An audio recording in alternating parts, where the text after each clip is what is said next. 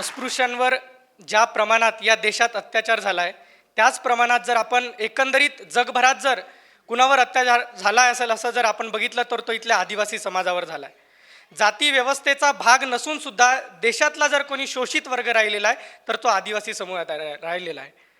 स्वातंत्र्याच्या पूर्वी किंवा संविधानाच्या पूर्वी जर आपण बघितलं तर हा आदिवासी समाज इथल्या इंग्रज व्यवस्थेचा तो हे राहिलेला आहे. त्यांनी यांच्यावर शोषण केलेलं आहे. तिथल्या प्रस्थापित व्यवस्थेने यांच्यावर शोषण केलं आहे.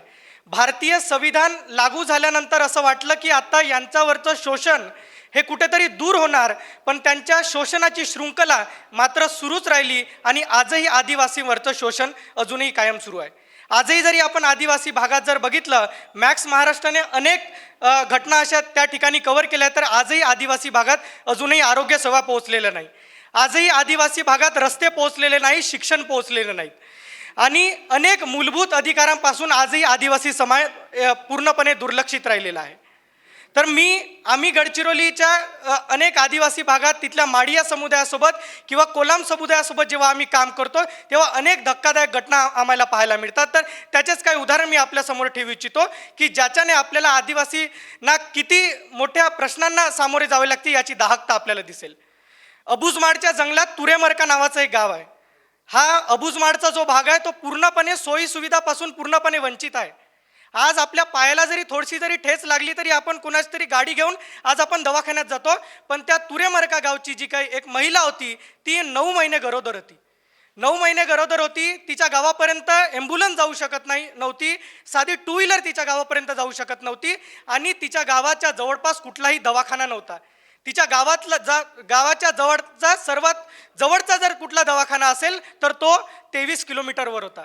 मग 9 महिन्याची गरोदर महिला जिला प्रसूतीच्या वेदना होत आहेत, प्रचंड वेदना होत आहेत, ती महिला जेव्हा घरी एकटी होती, तिचा नवराही तिच्यासोबत घरी नव्हता, तेव्हा ती महिला 23 किलोमीटरचा प्रवास पूर्णपणे एकटा आणि पायदळ तो प्रवास ती पूर्ण करते. आणि तो फक्त एकटा तो जो काही प्रवास असतो तो काही फक्त असा साध्या रस्त्याने नसतो, तर 2 डोंगर पार करते, अनेक नद्या पार करते, अनेक नाले पार करते आणि प्रचंड अशा घनदाट जंगलातून ती 23 किलोमीटरचा प्रवास पायदळ करत येते आणि दवाखान्यात तिची प्रसूती झाल्यावर 3 दिवसाचा बाळाला घेऊन ती परत तोच रस्ता पायदळी प्रवास करते. त्याच दिवशी दुसरी अशी घटना घडते की एक 4 महिन्याची गरोदर महिला त्याच अबुजमाडच्या एका गुंडेनूर गावातली, मी या गडचिरोलीच्या भागातला आणि छत्तीसगडच्या भागातली ही गोष्ट करतोय, तर मग तिथली 4 महिन्याची गरोदर महिला जेव्हा जमिनीवर पडते ती बेशुद्ध होते. तिला जेव्हा दवाखान्यात नेण्यासाठी त्यावेळी धडपड सुरू होते तेव्हा मात्र त्या गावातून जर दुसऱ्या गावात जायचं असेल तर तिथे नदी आहे आणि या शासन व्यवस्थेने आजपर्यंत तिथे पूल बांधले नाही. तुडुंब भरलेला ती नदी असते, पण तिला दवाखान्यात नेणं अत्यंत गरजेचं असते, पण तेव्हा कुठलाही विचार न करता तिच्या घरच्यांनी त्या 4 महिने गरोदर महिलेला पूर्णपणे खाटेला बांधून त्या तुडुंब भरलेल्या नदीतून तिला दवाखान्यापर्यंत नेतात. ही किती, जेव्हा आपल्याला भारतीय संविधान कलम 21 मध्ये सन्मानपूर्वक जीवन जगण्याचा जेव्हा अधिकार देतो तेव्हा प्रस्थापित व्यवस्था आपले अधिकार किती मोठ्या प्रमाणात हिणवून घेत आहे हे आपल्याला दिसेल. मग याच्यासाठी उपाय काय आहेत? तर बाबासाहेब आंबेडकरांना जेव्हा विचारलं की याच्यासाठी उपाय काय आहेत किंवा तुम्हाला भारतीय संविधानातला सर्वात महत्त्वाचं कलम कुठलं वाटतं, तेव्हा बाबासाहेब आंबेडकर कलम 32चा उल्लेख करतात. कलम 32 काय सांगतो? जर आपल्या मूलभूत अधिकारांचं जर कुठेतरी उल्लंघन होत असेल तर आपल्याला थेट सर्वोच्च न्यायालयात किंवा आपण उच्च न्यायालयात जाऊ शकतो. कलम 226चा आधार घेत आपण उच्च न्यायालयात जाऊ शकतो अशी स्पष्ट तरतूद आहे. पण आज जरी बाबासाहेबांनी असं सांगितलं असेल की कलम 32 मुळे तुम्ही सर्वोच्च न्यायालयात किंवा उच्च न्यायालयात जाऊ शकता, पण इथल्या आदिवासी समाजाची अशी कुवत या इथल्या प्रस्तावित व्यवस्थेने निर्माण केली आहे की तो आज सर्वोच्च न्यायालयापर्यंत जाऊ शकणार. आज त्याचे जगण्याचे प्रश्न आहेत, त्याच्या मरण्याचे प्रश्न आहेत, रोजचं खायचं त्याचा आज मोठा प्रश्न आहे, तर तो सर्वोच्च न्यायालयासमोर जाऊ शकणार का? त्याचे हे जेव्हा मूलभूत अधिकारांचे उल्लंघन होत आहे, मग असंच म्हणावं लागेल ना की बाबासाहेब आंबेडकरांचं संविधान फेल ठरलं आहे. पण आपण बाबासाहेब आंबेडकरांना एका लिमिटेड पद्धतीने किंवा पार्शली आपण त्यांना इंटरप्रिट केलं आहे.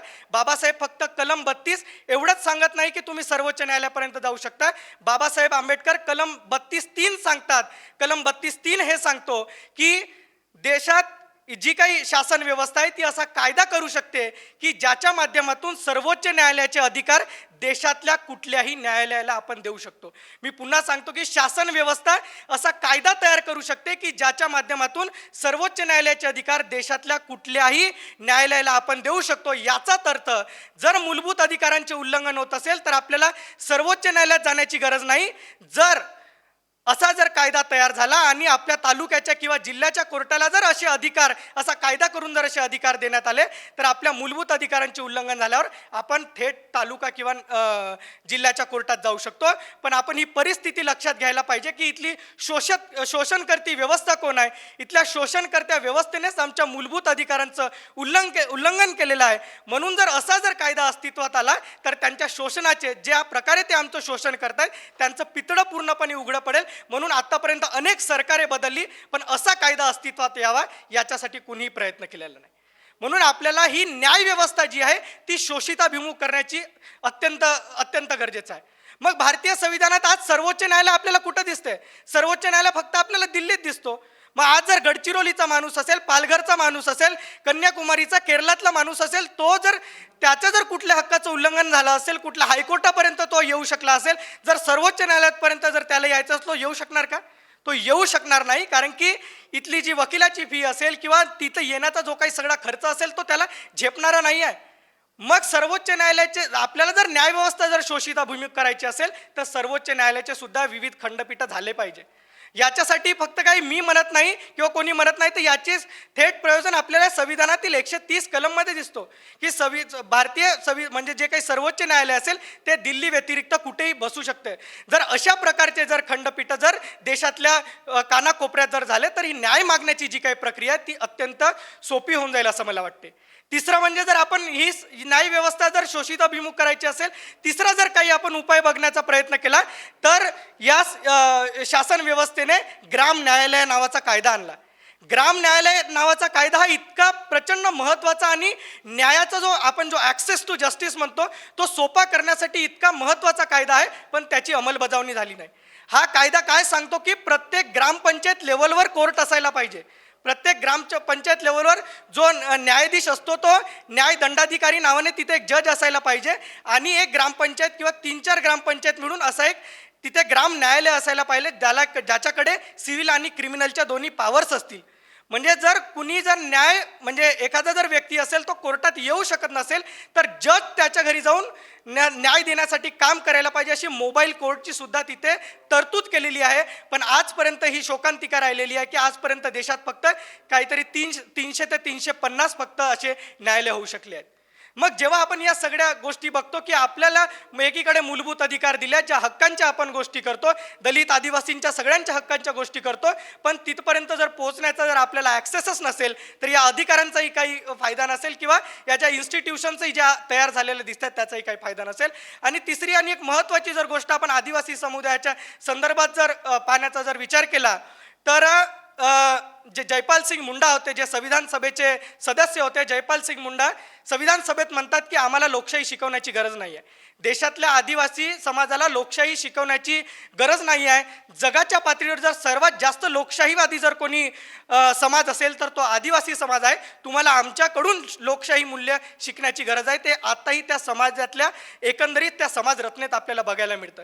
आजही आदिवासी समाजात त्यांची इंटरनल ज्युडिशियल सिस्टीम आहे, त्यांची इंटरनल गव्हर्नन्स सिस्टीम आहे, जिथे आपण जसं हायकोर्ट आणि सुप्रीम कोर्टात जशी अपील करण्याची आपल्याला प्रक्रिया दिसते तशी आदिवासी समाजातल्या त्यांच्या न्यायव्यवस्थेत अपील करण्याची प्रक्रिया आहे. तर अशा ज्या काही आदिवासी समाजाच्या ज्या काही इंटरनल ज्युडिशियल सिस्टीम आहे त्यांना सुद्धा कायदेशीर मान्यता देण्याची आज गरज आहे. तेव्हा जाऊन या न्यायाच्या कक्षा रुंदावतील असं मला वाटते.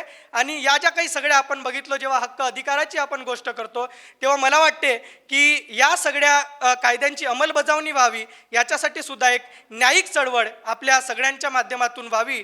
एवढंच बोलतो आणि थांबतो.